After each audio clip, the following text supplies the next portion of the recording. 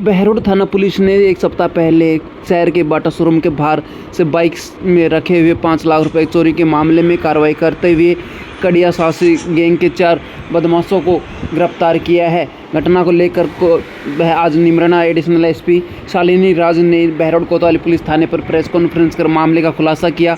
Additional SP Shalini राज ने बताया कि शहर में पिछले दिनों हुई 5 लाख रुपए की चोरी की घटना के मामले में पुलिस ने राजगढ़ एमपी के कड़िया सासी गैंग के 4 शातिर चोरों को गिरफ्तार किया है, जिनके कब्जे से पुलिस ने घटना में प्रयुक्त की गई 2 बाइक भी बरामद की हैं।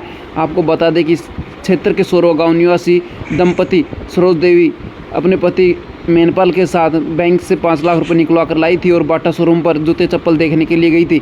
इसी दौरान चोरों ने बाइक में रखे हुए 5 लाख रुपए की चोरी की घटना को अंजाम दिया था, जिसके बाद इस कार्रवाई को अंजाम देने में बहरोड कोतवाली थाने के कांस्टेबल ओम प्रकाश महेंद्र कुमार के साथ ही डीएसटी के head constable Rakesh Kumar, constable Praveen Kumar तथा मांडन थानाधिकारी बाबूलाल मीणा के साथ में साइबर सेल प्रभारी हेड कांस्टेबल संदीप यादव की अहम भूमिका रही है, जिन्होंने आरोपियों को गिरफ्तार करने में अहम भूमिका निभाई है। पुलिस द्वारा आरोपियों को कोर्ट में पेश कर दिया गया है, जहां से कोर्ट ने आरोपियों को 6 दिन के पुलिस रिमांड पर भेज दिए हैं। वहीं पुलिस द्वारा आरोपियों के कब्जे चुराए गए 3,23,000 रुपये करीब की नकदी उनके विभिन्न बैंक खातों में फ्रीज करवा दी गई है। आरोपी घटना को अंजाम देने के बाद गुरुग्राम की तरफ बाइकों से निकल गए थे। पुलिस द्वारा इस दौरान करीब 150 से अधिक सीसीटीवी कैमरे खंगाले गए और उसके बाद आरोपियों की पहचान कर उन्हें गिरफ्तार किया गया है। इसके लिए उन्होंने स्थानीय एमपी पुलिस का भी सहयोग लिया, जिसके बाद आरोपियां पुलिस की गिरफ्त में हैं, जिनसे लगातार गैंग में शामिल अन्य शातिर चोरों को लेकर पुलिस द्वारा पूछताछ की जा रही है।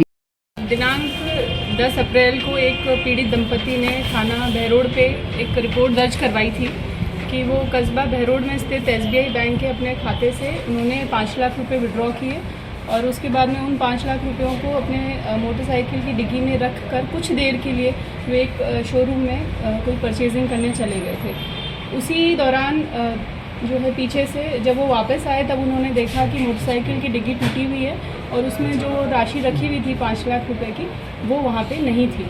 इस पर उन्होंने जब रिपोर्ट दर्ज करवाई तो उस पर त्वरित कार्रवाई करते हुए और मामले की गंभीरता को देखते हुए एसपी साहब के निर्देशन में 3 स्पेशलाइज्ड टीम्स गठित की गई, जिसमें एसएचओ बहरोड, एसएचओ सदर बहरोड, मांडन और एसएचओ प्रागपुरा, इनके नेतृत्व में 3 टीमें गठित की गई और हर एक टीम की हमने स्पेसिफिक टास्किंग की, क्योंकि तब तक न तो वो जो मुलजिम थे वो आइडेंटिफाइड थे, तो उसमें एक टीम ने जो है वो जितने भी हमारे कस्बा बहरोड के सीसीटीवीज़ थे, एंट्री एग्जिट पॉइंट्स में जो सीसीटीवीज़ थे उनको चेक किया। लगभग हमने इस तरीके से चेक करते करते हमने 156 सीसीटीवी कैमरास को चेक किया है।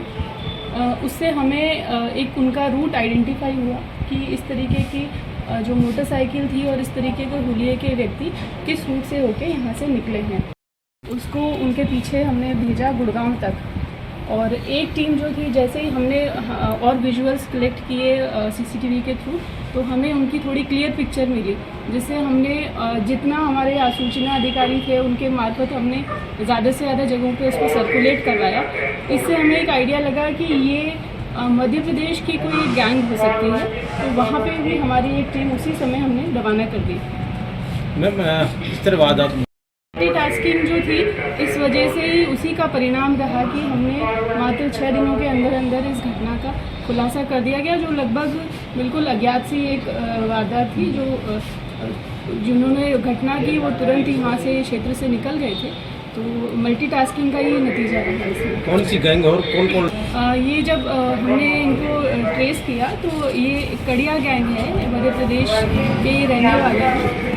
तो ये कड़िया गैंग से रिलेटेड लोग आइडेंटिफाई हुए हैं। ये इनका बेसिकली पेशा यही है कि ये किसी जगह जाते हैं, एक दिन पहले वहाँ रेकी करते हैं, फिर और उस जगह से ये बहुत दूर 100-150 किलोमीटर दूर आगे रहते हैं, रात को स्टे करते हैं, देन अगले दिन वापस वो उसी घटनास्थल उसी जगह आते हैं जहाँ उन्होंने रेकी की है और उसके बाद में वो वारदात को अंजाम देके और फिर निकल जाते हैं। की राशि के बरामद हुई है। हम लोगों ने इनको जब पकड़ा है, हमने 4 अभियुक्तों को इसमें पकड़ा है जो इसके अंदर क्लियरली थे।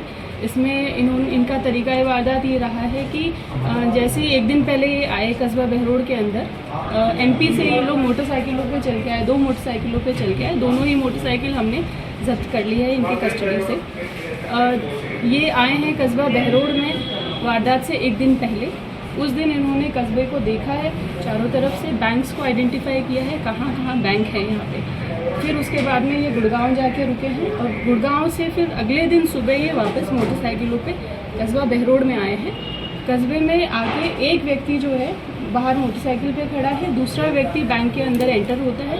वो देखता है कि कौन पार्टी ज़्यादा अमाउंट विड्रॉ कर रही है, देन वो उसके पीछे लग जाते हैं। जैसे ही देखा कि हाँ इस तरीके से एक दंपति ने पैसा विड्रॉ किया है, और जैसे ही उनको समय मिला उन्होंने उस डिक्की को तोड़ के वो पैसा निकाल लिया। मैडम हमने 3,23,000 रुपये लगभग इनका ये था कि जैसे इन्होंने यहाँ से चोरी की और ये आगे गुड़गांव वापस अपने जहाँ ठिकाना था उस पर चले गए थे, वहाँ इन्होंने अपने अपने परिजनों के अकाउंट्स में उस राशि को ट्रांसफ़र कर दिया था। तो वो जो है खाते हैं, 5 खाते हमने उनको सील करवा दिए। तो लगभग 3,23,000 की राशि हमारे सील्ड है। मैडम इस वारदात कर रहा है सफल ऑपरेशन में विशेष सहयोग किस टीम कर रहा है केस? विशेष जो हमारा है, जो हमारे जैसे कि सीओ साहब हैं, हमारे जो सर्कल के तीनों एसएचओज हैं, एसएचओ प्रागपुरा हैं, और हमारी साइबर सेल का बहुत इसमें विशेष योगदान रहा है। सबसे पहली बात कि अनट्रेस्ड चीज़ थी, अज्ञात व्यक्ति थे। तो इसमें जितना हमारे आसूचना अधिकारी, हमारे कांस्टेबल्स की भूमिका रही है, हमारे साइबर सेल की भी भूमिका रही है। सभी टीम ने जो तीनों टीमें गठित हुई थी, उन्होंने मल्टीटास्किंग करते हुए, और कोलैबोरेशन इतना अच्छा था, सब लोगों का आपस में कोऑर्डिनेशन इतना अच्छा था कि एक की आसूचना से दूसरे को फैसिलिटेट किया गया, और फिर उसके बाद में आगे से आगे कड़ियाँ जुड़ती गई। इनके खिलाफ मुकदमे कितने अब तक, कितनी वारदात थी? हमने 4 लोगों को इसमें अरेस्ट किया है, जिसमें से 3 के खिलाफ चोरी के मामले पहले भी दर्ज हैं। इसमें से ज़्यादातर मामले मध्य प्रदेश में ही दर्ज है। एक मामला कोई नागौर का हमारे संज्ञान में आया है। इनके रिकॉर्ड के बारे में फिर भी और सूचनाएं इकट्ठी की जा सर रही इससे पहले घटना से पहले अभी हम इस बारे में और अनुसंधान कर रहे हैं। एक इन्होंने हमें बताया था कि इन्होंने रास्ते में भी, खैर हमारे स्टेट में नहीं था, बाहर कहीं इन्होंने एक और कोई बैग काट के और उसमें से पैसे चोरी करने की वारदात की थी। तो अभी हमारे पीसी रिमांड पे हैं ये लोग, तो हम और इनसे ट्रेस कर रहे हैं कि इनका एग्जैक्टली एमपी से यहाँ तक का रूट क्या रहा, वहाँ बीच बीच में ये लोग कहाँ रुके, और उस दरमियान अगर इन्होंने और कोई वारदात की ये वारदात हुई है। इसमें तो अभी तक ऐसी कोई चीज़ सामने नहीं आई है, और भी हम अनुसंधान कर रहे हैं। बाकी जहाँ तक इनका तरीका है वारदात है, तो इनके जो इस गैंग के अंदर छोटे बच्चे भी शामिल हैं, महिलाएं भी शामिल हैं, जो जगह जगह जहाँ मौका मिलता है ये लोग जाके वारदात करते हैं। ये लिंक हम अभी इस्टेब्लिश करेंगे, क्योंकि वो अभी अनुसंधान का विषय है, तो इस बारे में तो अभी हम क्लियर नहीं कर पाएंगे। मैडम बताया जा रहा है कि इनका गाँव, जैसा कि मैंने बताया कि हमारी जो टीम्स थी,